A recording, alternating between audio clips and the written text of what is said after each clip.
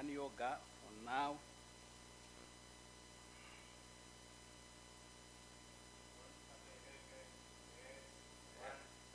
Werengai chapter verse 35 yoga.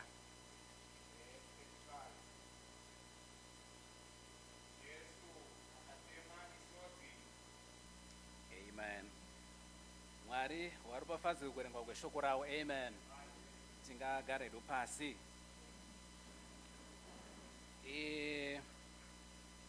Vanotaura vachiti muBible verse ndo the shortest verse muBible. Pane chikonzero sei yakanyorwa. Pane chikonzero Mwari wakatendera kuti iwe mumaretera umu. Hanzi Jesu wakachema. Saka kuchema it's a sign yekuti wakurirwa, warwadziwa, zvakuremera, unosvika paunochema. Muchirungu vanoshandisa inzwi rekuti breakdown. Unokwanisa kuzviba zvinokukurira wochema. Saka pano pataverenga tichatuverenge pamusoro pacho tinzwe zvakaita kuti sei Ishe Jesu Kristu vakasvika pavakachema. Tese tinoziva kuti Jesu sekureva kweshoko raMwari akanga ari so close kumhuri yaLazarus. In fact, Jesu anga ari shamwari yaLazarus. Jesu waifarira Martha, waifarira hanzvadzi yacho Maria. Saka pamba paine that close relationship. Saka waiyanana pamwe chete. Saka zvinonzi Lazarus akasvika paakarwara.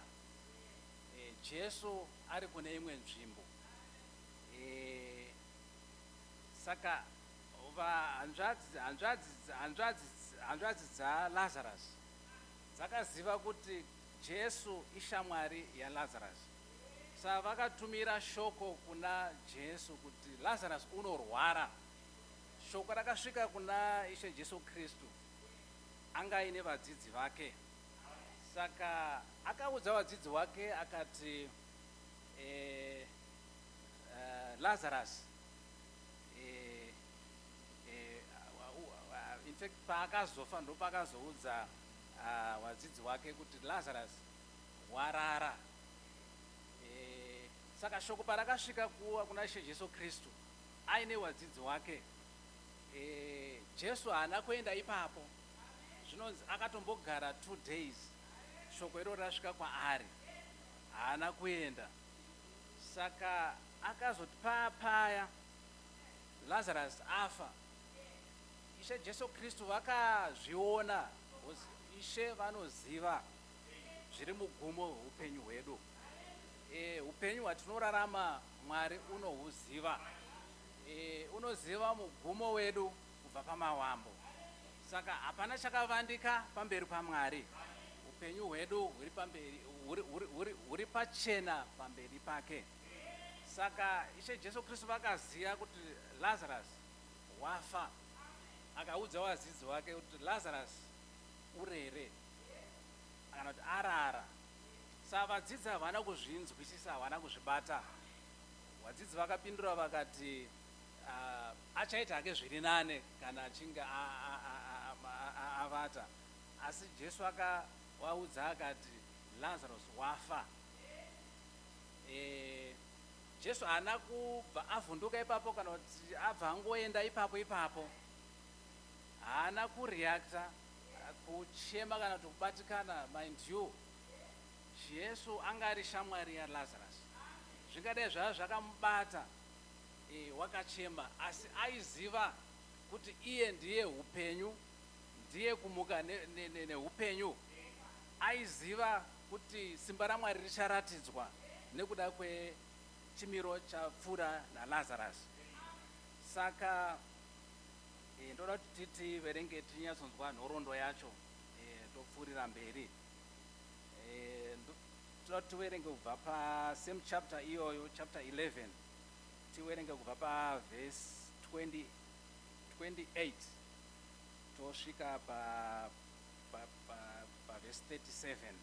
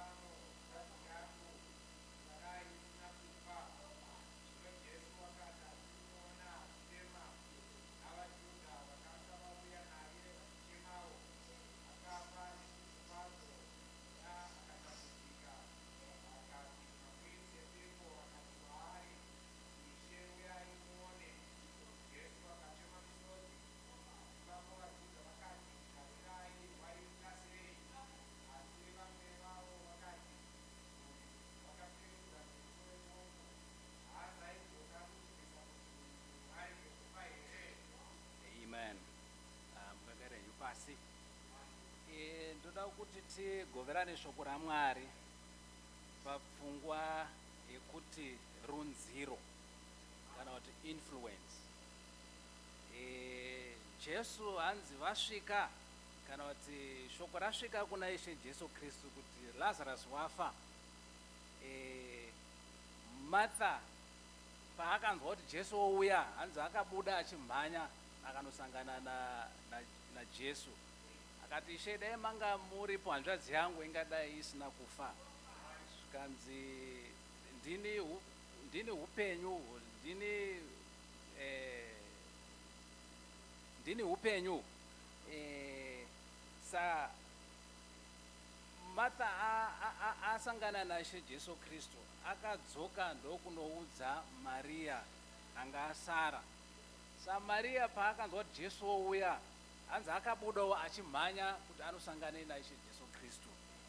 Saka vakanga vari mumba, vanga vachinyaradzana kuti vanga vari mumba mamina Martha naMaria. Pavakaona Maria achibuda achimhanya, havana kunzwisisa kuti ari kumhanya ari kuenda kupi. Saka vaJudha vanganga varimo vakabuda vakaenda vose vachiteera Maria. Ndopo vakasvika vakasangana naIshe Jesu Kristu. Saka Kristu paakaona wana Maria nemaJews vanga vauya naMaria vachichema, hanzi Ishe Jesu Kristu vakachema. Chii chakaita kuti Ishe vacheme? Yet vaiziva kuti Lazarus uchamuka. Lazarus, simba raMwari richaratidzwa pakumutswa kwaLazarus. Inyaya yeinfluence kana kuti runziro. Upenyu hwedu hunorunzira vamwe, zvatinoita zvinorunzira vamwe. Muraramiro wako kana kuti muitiro wako une influence kune vanoona. Upenyu hwako hunoreleasa simba. Kudakara vanhu vasingazivi kuti kuna Mwari kudenga, vakaona mufambiro wako nemuzvibatiro waunoita, vanokwanisa kuziva kuti kudenga kuna Mwari wakarurama kuburikidza neupenyu hwaunenge uchirarama pasina shoko rarehwa sezvinorehwa neshoko ramwana naPauro ndofunga naPeter ndofunga paiti nemi madzimai zviisei pasi pevarume venyu chaivo. Madzimai in the other sense achimiririra mwenga Kristu tinofanira kuzviisa pasi peshoko raMwari. Kudakara pasina shoko rarehwa zviwe neimpact kune umwe watinosangana naye, zviwe neeffect kune umwe watinogara naye, tive neupenyu hune influence kune watinosangana nawo. Dai Mwari waitibatsira, Mwari waitirwira. Saka ndo chimiro chakava pano. Ishe paakaona wana Maria naMartha vachichema nevaJudha vakanga vauya naye, hanzi Ishe Kristu wakachema. And it was recorded in the Bible that Kristu wept. Wakachema nekuda kwenharaunda yaanga pinda mbairi. Anga akomberedzwa nevanhu vanga vaine grief muupenyu hwavo. Zvikaita kuti Kristu wabatikane, hanzi groaned in his spirit paakaona vaJudha nana Maria vachichema.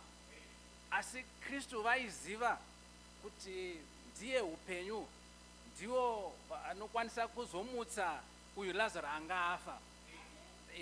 Panga pasina need yekuti vacheme because vaiziva zvichaitika mumugumo kuti Lazarus uchamuswa kubva kuwakafa.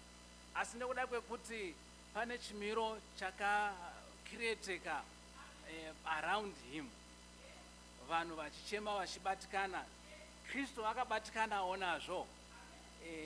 Kunyangwe maari manga muuzere umwari hwaMwari,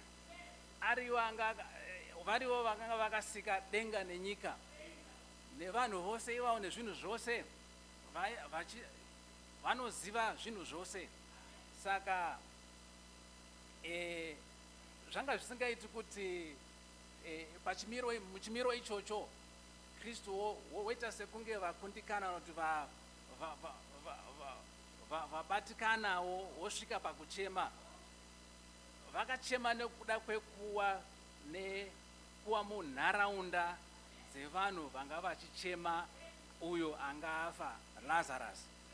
Saka upenyu hwatinorarama hune influence yakanyanya muupenyu. Zvaunoita, mararamiro ako, matauriro ako ane chekuita nemumwe agere padivi pako. Dai Mwari waitibatsira, pane masimba mairi anoinfluenza upenyu hwewanhu. Pane mweya neshoko raMwari rinoinfluenza upenyu hwevanhu. Kune wakaipa anoinfluenzawo rimwe gurupu. Pane imwe nzvimbo zvinonzi Lucifer aiwa kerubhi raifukidzira pachigaro chaMwari. Panga paine mamwe maangels anga aripo, asi Lucifer anga akaitwa ine way yanga itori nani kudarika vamwe vatumwa vakanga varipo. Asi hanzi maari akafunga pfungwa dzisina kufanira. Maari akapindwa nepfungwa isiriyo yekuti iye anamatwe. Hanzi aka-influenza kuti akakonzeresa chetatu chewatumwa kuti vatende pfungwa yanga ina Lucifer. Kukava nehondo kudenga, vakakandirwa pasi. Saka akakwanisa kuinfluenza vatumwa, vamwe vatumwa. Dai Mwari waitibatsira, upenyu hwedu huwe runziro yakanaka kune mumwe. Upenyu hwedu huwe runziro yakanaka kune vatinosangana nawo. Upenyu hwedu huwe neinfluence kune vatinosangana nawo. Angawe matauriro edu, angawe mapfekero edu, angawe mararamiro edu, ane chokuita zvazvinoita mukurarama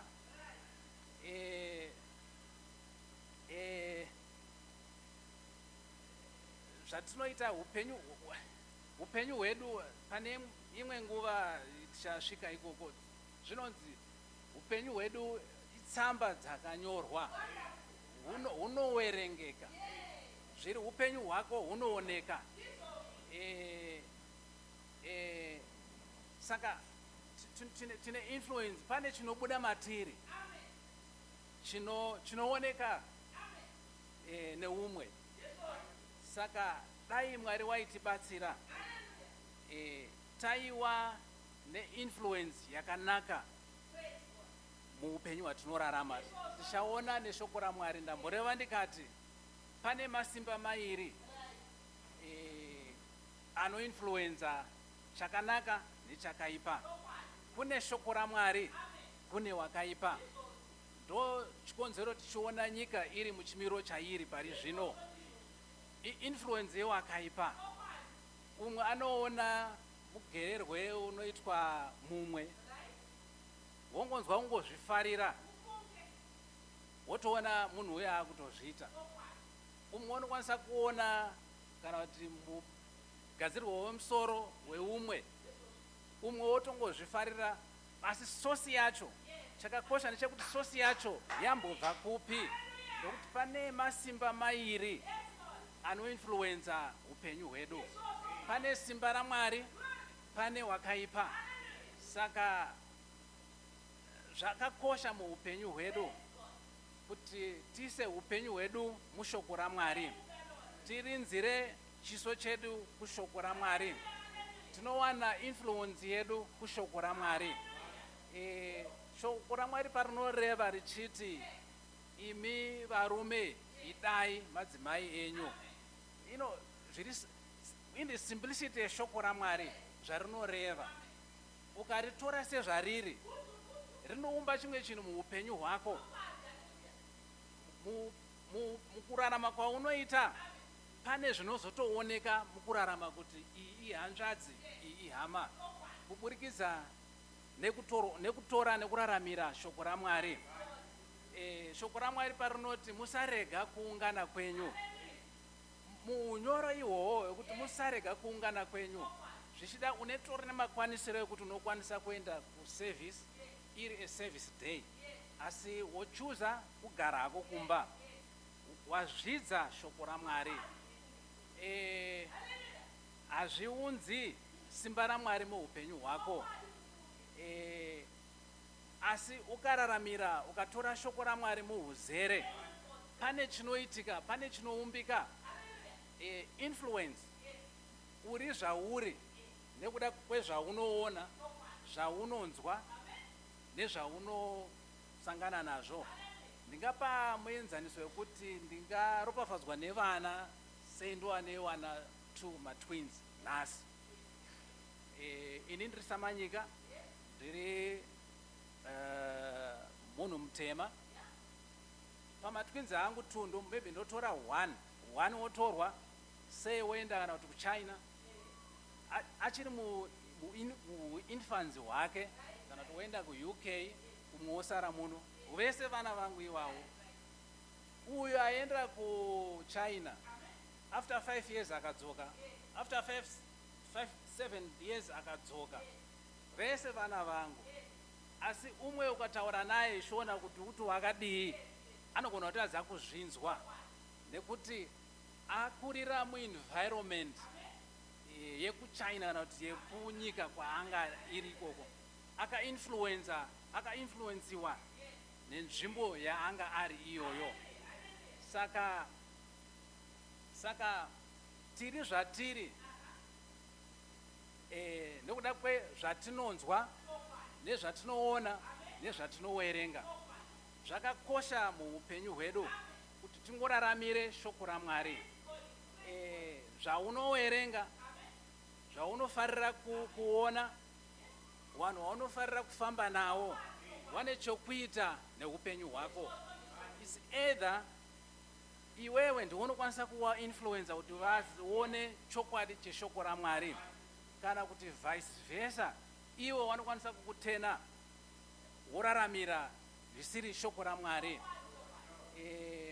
Asi dai Mwari waitibatsira, upenyu hwedu taihukochekera pashoko raMwari, kukunda kwedu kuri mushoko raMwari, kurwirwa kwedu kuri mushoko raMwari, influence yedu isusu inobva pashoko raMwari. Ndosaka zvakakosha kuti tiraramire shoko raMwari parinoreva kuti tinamate, ngatinamatei. Parinoreva kuti tiregerere hama dzedu, tide hama dzedu, ngatizviitei, nokuti ishoko raMwari. Kurita disregard zvinounza upenyu husina kufanira muupenyu hwako, wozova a bad influencer wewamwe muupenyu, nekuti waregera kuraramira shoko raMwari.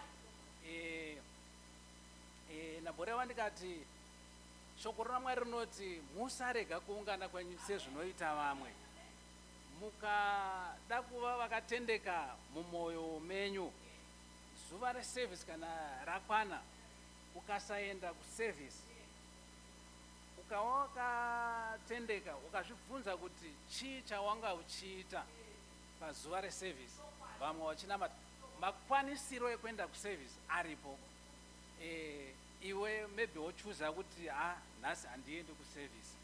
You would find kuti uri spenda time yako uchiita zvinhu zvisiri shoko raMwari.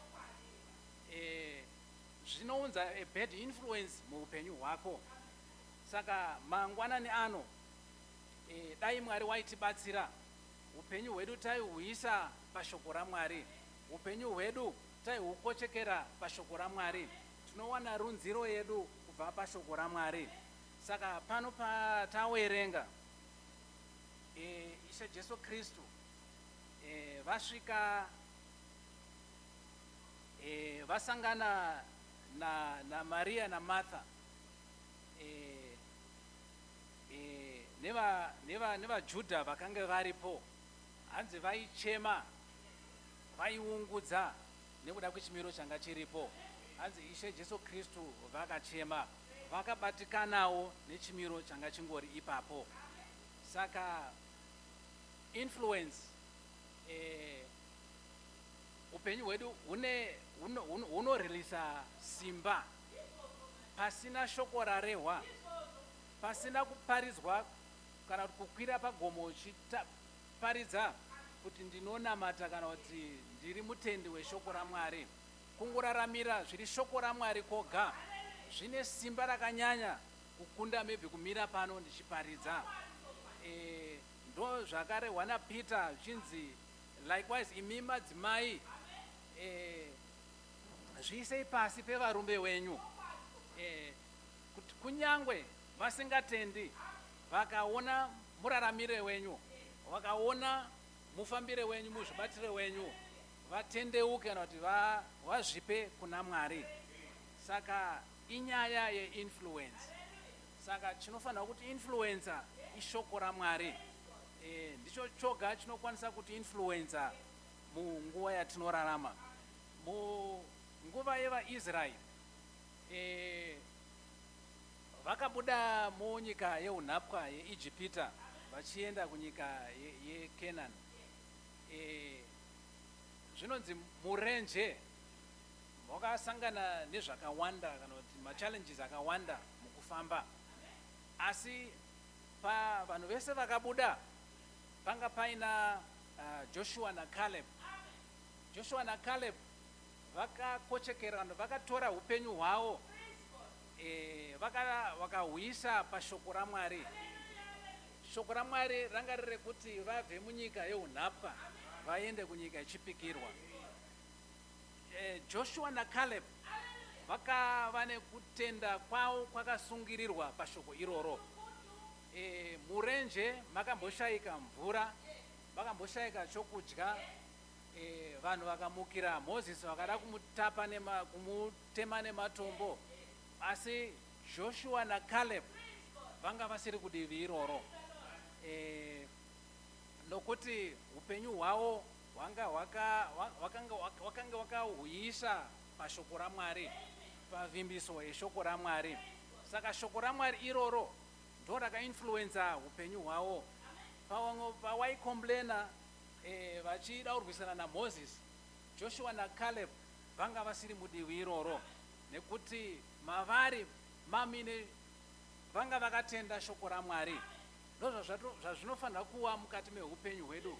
Tikatora shoko raMwari muupenyu hwedu, ndo richarunzira muraramiro wedu, ndo richatipa kuti tikwanise kufamba zvakarurama pamberi paMwari. Toprodusa kana kuti tova nesimba rerunziro kune vamwe vatinosangana navo. Vasingazivi Mwari vazive Mwari kuburikidza neupenyu hwaunorarama. Kungave kubasa, kungave kuchikoro, pangave pamba, kumba kwaunogara, vemunharaunda wako ngavazive kuti unonamata, ngavazive kuti munhu uyu haitirwi kana kuti haataurirwi kana kuti haapproachwi in this way nekuda kwekuti unonamata Mwari. Influence, vazive kuti unonamata Mwari. Veukama hwako ngavazive kuti unonamata Mwari. Vazive kuti uri mwana waMwari. Uwe neinfluence kwavari zvekuti vakaita dambudziko vanokwanisa kuziva kuti tikaenda kuna brother Ningi kana kuti tikaenda kuna Ningi dambudziko rangu rinopera. Nekuda kweinfluence, mararamiro nemuzvibatiro waunozviita pamberi pavo zvinongobva badzi pakutora nekuraramira shoko raMwari. Tinowana influence yedu kubva pashoko raMwari. Amen. Toda kuti titi pfurirei mberi zvishoma. Toda kuti tiverenge zvirevo chapter 27. Toda kuti tiverenge verse 1 yoga. Zvirevo chapter 27. Toda kuti tiverenge verse 17 yoga.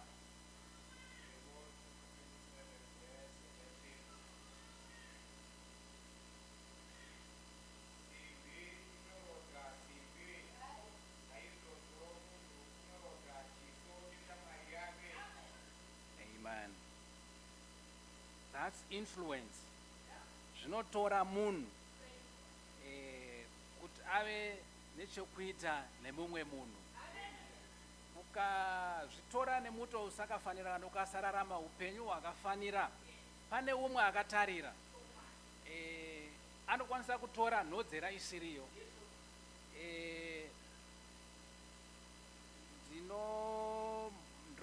Ndakamboreva ndichiti pane imwe nguva ndichiri jaya ndisati ndaroora ndisati ndanopinda mucourtship, there's a couple yanga ine vana vayo. Saka ndaizviyemura, hazvitongobudawo mandiri, but ndaizviyemura. Vanga vaine vana vavo vasikana wairi. Saka they were well disciplined muchurch. Saka ndakati inini ndikava nevana ndida kuti vana vangu vawe sevanavo. Zveshuwawo Mwari wakandiropafadza ndikava newana. Ndakakwanisawo kuwasvisa pachimiro ichocho. Vana vanga vasingandinetsi muchechi. I make sure kuti they are disciplined. Kana vakuitawo zvavakuita ndezvino vayaruka. Asi ndakayemurana, ndakafarira makudzirwo akaitwa vana ava. Saka kwandiri I was influenced nezvakanaka zvandakaona zvakaitwa. Mwari ukandibatsira pandakavawo nevana vangu, wakakwanisa kuraramirawo nenzira, ndakakwanisa kuvakudzawo nenzira iyoyo. Saka hanzi simbi inorodza imwe simbi. Mubatiro waunozviita kana kuti muraramiro waunoita, mapfekero aunoita, matauriro aunoita ane chekuita neunonzwa. Patiri pane vana vadiki vari pano, vanotarira upenyu hwedu isusu. Vanenge vachicherechedza kuti naye ndo zvinoitwa, sister ndo zvavanoita, brother ndo zvavanoita. umwe anenge achitoshuwira wanewa wanenge achitoshuwira dai ndikakura ndakuzova kana kuti sabrother bana kana sabrother tindirika brother whatever. Umwe anoshuwira dai ndikakura ndikaroorwa ndoda kuwasa sister nhingi. Pane something zvawanenge waona. I hope upenyu ihwohwo upenyu hunenge hwakanaka hunoshuwirwa ihwohwo. Saka dai tairaramira zviri shoko raMwari, taiva neinfluence yakanaka kune watinosangana nawo, kune watinogunzvana nawo, kune avo watinoyanana nawo. Simba reshoko raMwari, simba rekururama simba reshoko raMwari ribate vanenge vari munharaunda yako kuti zvigoitira zvakanaka upenyu hwavo. Saka hanzi simbi inorodza imwe simbi, zvinototora simbi neimwe simbi. Hazvitori simbi nedanda, asi zvinotora simbi nesimbi. Saka ndo zvatiriwo vanhu, tinotora nhodzera kune mumwe. Saka chinenge chakakosha muupenyu, inini ndikatora shoko raMwari muuzere, ndikararamira shoko raMwari, unonditarira kana kuti unozoshuwira kuti maybe ndingada kuzova sehama iyo. Vanodzidza chakanaka, they will take a good leaf kubva muupenyu hwako, nekuti uri kurarama zviri maringe neshoko raMwari. Dai Mwari waitibatsira, Mwari waitinzwira nyasha. Runziro, upenyu hwakaita sesalt. Hanzi salt ikange yadurungunda yashaya simba reusalt, hanzi haibatsiri chinhu. Salt haite ruzha kuti ndiri pano. Salt ukangoisa pachironda pano inokuudza kuti isalt. Nhunzi hadzimari, haina ruzha, haite zvekuti ikwire pagomo kuti salt ndiri pano. No, muhunyoro yezvairi inozviratidza kuti iripo. Saka ndozva zvinofanira kuva muupenyu hwedu. Tinofanirwa kurarama upenyu huri influential, huri munyu. Asi hanzi kana munyu kana wadurungunda washaya simba rawo, hanzi hapana chauchabatsira, unorasirwa kure.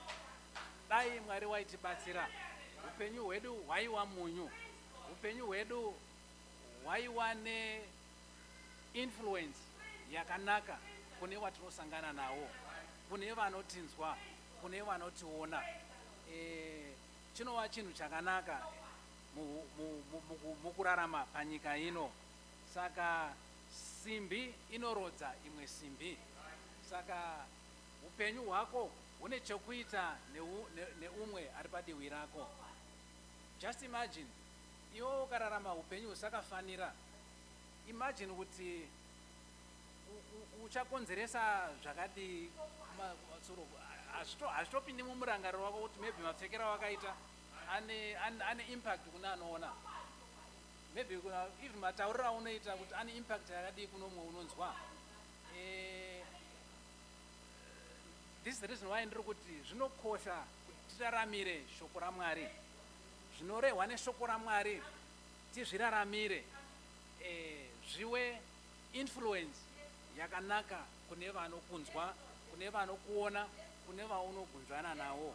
Dai Mwari waitibatsira, Mwari waitinzwira nyasha, hatirarami ine closed circuit, kana kuti tingori munzvimbo yedu toga. Paunenge uchifamba, pane zvinhu zvaunoita, pane mumwe anenge akatarira, pane mumwe anenge achikucherechedza. Isi ndisani chiti Mwari watibatsire kuti ukasararamira ukasaita zvinhu zvakarurama, uchakonzeresa mumwe anoona woita zvinhu zvisakafanira. Maybe you'll be answerable for that, nekuda neconduct yako. Pamwe ndiwo uchazobvunzwa kuti kosei wakaita nemuto wakadai, nekuti pane umwe mweya warasika nekuda kwekutaura kwako, nekuda kwemazvibatiro unoita. Saka Mwari dai waitibatsira. The key thing ishoko raMwari. Tinowana influence yedu kubva pashoko raMwari. Zvinorehwa neshoko raMwari, dai Mwari waitibatsira, taizviraramira, taisa upenyu hwedu pashoko raMwari, taisasvika patinozvidza shoko raMwari, sekuzvidza kwakaita Esau. Hanzi akazvidza shoko raMwari akazoshayirwa nzvimbo yekutendeuka. Dai Mwari waitibatsira tizvipe zvakaperera kushoko raMwari, tiwane influence yedu kubva pashoko raMwari, tiwane simba redu, tiwane makundire edu kubva pashoko raMwari. Ndo zvinotiita kuti tigowane upenyu hunokwanisa kurunzirawo umwe kuti aitewo zvakanaka. Amen. Toda kuti tipfurirei mberi zvishoma. Toda kuti tiverenge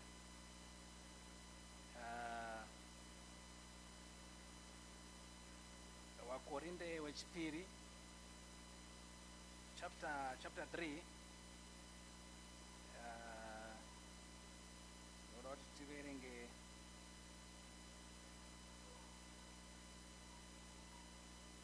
maybe tikatangira verse 7 tosvika verse 18.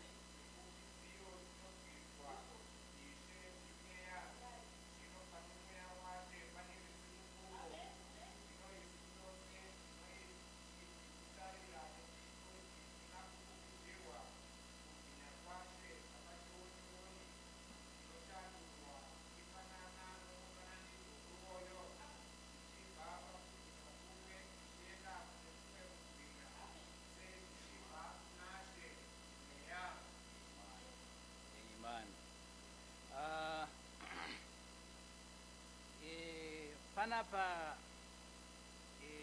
Paul uri kunareta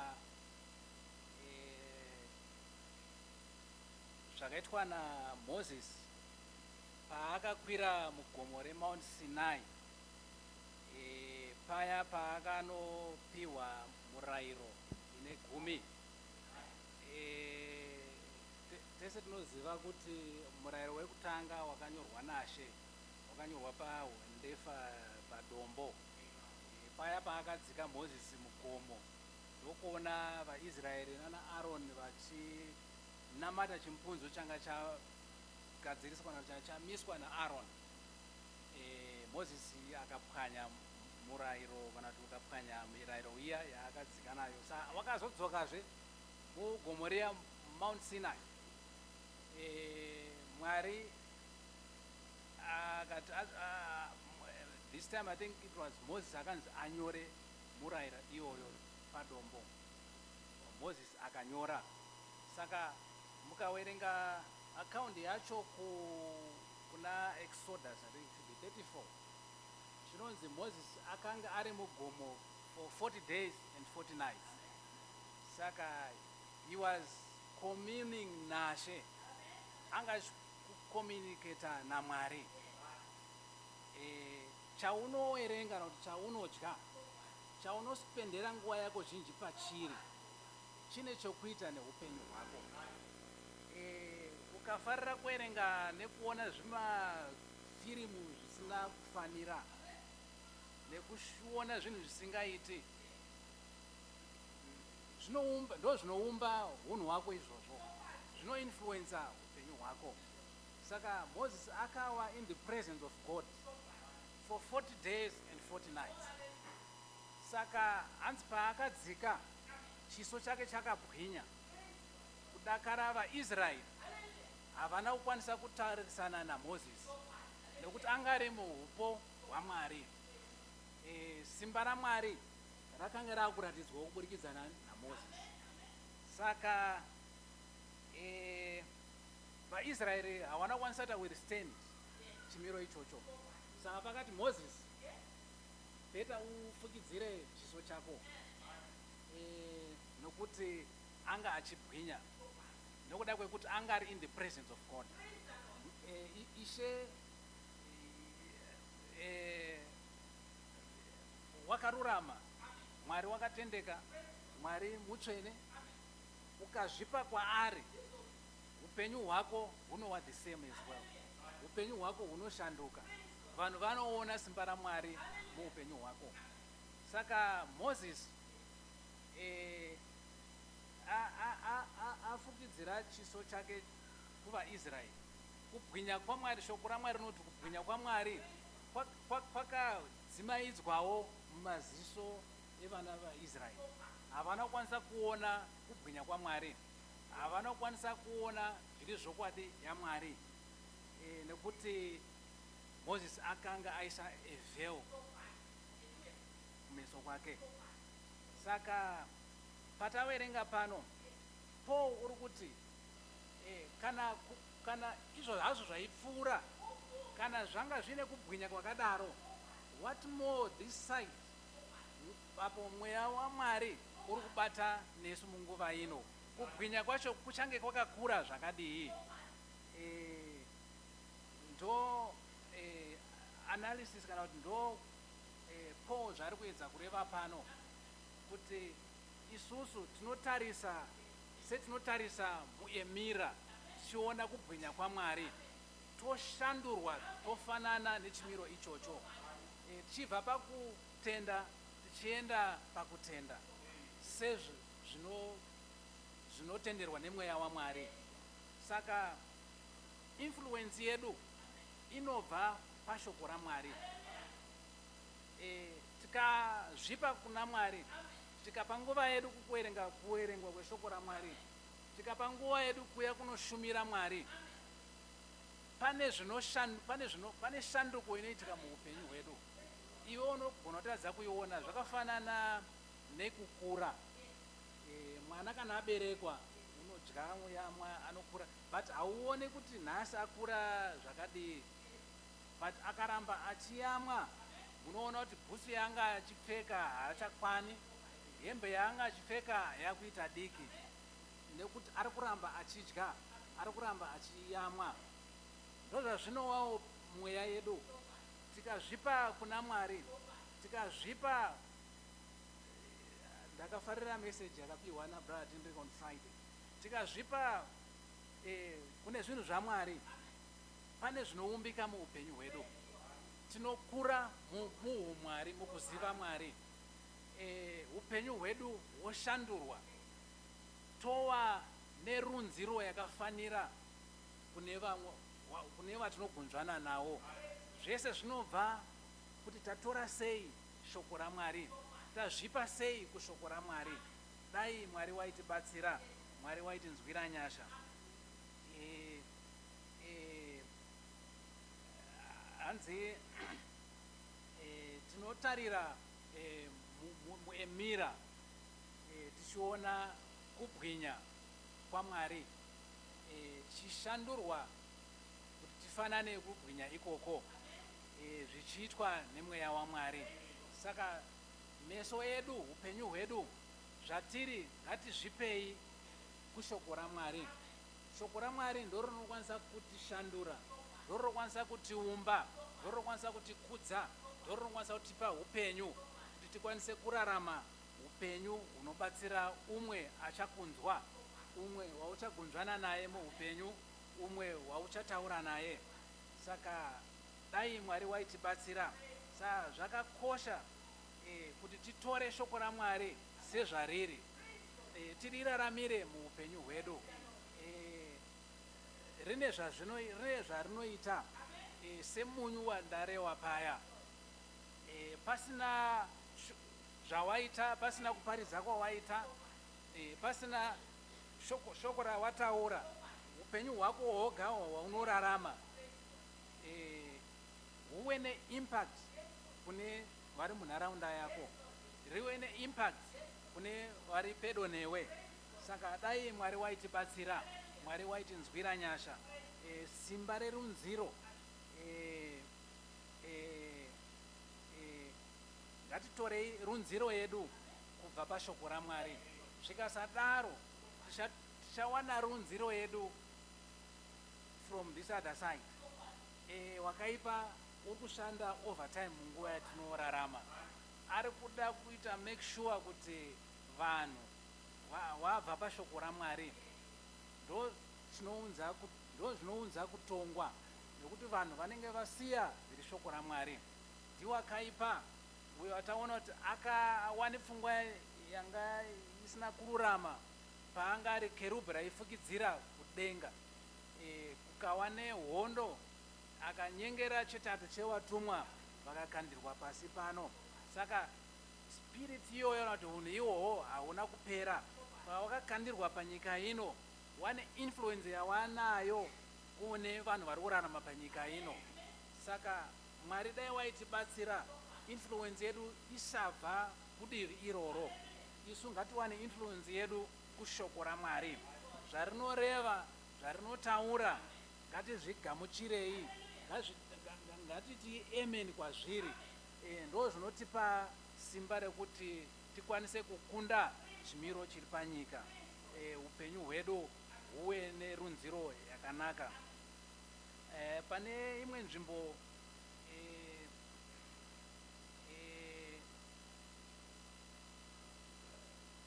must have been Peter, I think, anoti kana kuti Paul, anoti pakati penyu ngaparege kuva nemudzi unowawa kuti ugokonzeresa vamwe kuti vasararamire shoko raMwari. Inyaya yeinfluence. Saka chaunoita, dai tikatora nhodzera yazvo kubva pashoko raMwari, ndokuti tikwanise kuzova neupenyu hunopa runziro yakarurama kune vamwe watogunzvana navo. Dai Mwari waitibatsira, Mwari waitinzwira nyasha. Ndopfungwa endandingori nayo mangwanani ano, kuti tigoverane pachinhu ichi kuti upenyu hwedu hunorunzira, hune influence yahunopa. Pasina zvawaita, but mararamiro aunoita, the way how you conduct yourself, mapfekero aunoita, matauriro aunoita, zvese zvaunoita zvine chokuita neumwe anenge achiona. Zvisazova kuti iwewe ropa reumwe akaona maitiro awakaita rigobvunzwa musoro pako nekuda kweupenyu hwawakararama. Dai Mwari waitibatsira, taizvipa kushoko raMwari, taipunctuata shoko raMwari naAmen. Dzimwe dzenguva zvinoita sezvakazvidzika zviri shoko raMwari zvarinoreva, dzimwe nguva zvinenge zvakaita zvakazvidzika, asi mazviri mune simba. Kungozviraramira hama pane zvazvinoita, zvinoinfluenza upenyu hwako, zvinobatsira iwe. Saka dai Mwari waitibatsira mangwanani ano, taisazvidza shoko raMwari, taizvipa kushoko raMwari, upenyu hwedu hugovawo neinfluence yakanaka kune uyo waunogunzvana naye, kune uyo uchakunzwa neuyo unokuona. Mwari wakuropafadzei, Mwari wakuitirei zvakanaka. Pane maforces 2 ari panyika anokonzeresa kuti vanhu vaite muitiro wavanoita, ishoko raMwari newakaipa. Saka mangwanani ano zviri nane kuti tiende kudivi raMwari, titore shoko raMwari. Zvingava zvakazvidzika, asi ngatitorei shoko raMwari, zvine zvazvinoita muupenyu hwedu. Mwari wakuitirei zvakanaka, Mwari wakuropafadzei. Handichanzi kupfuurira mberi. Amen.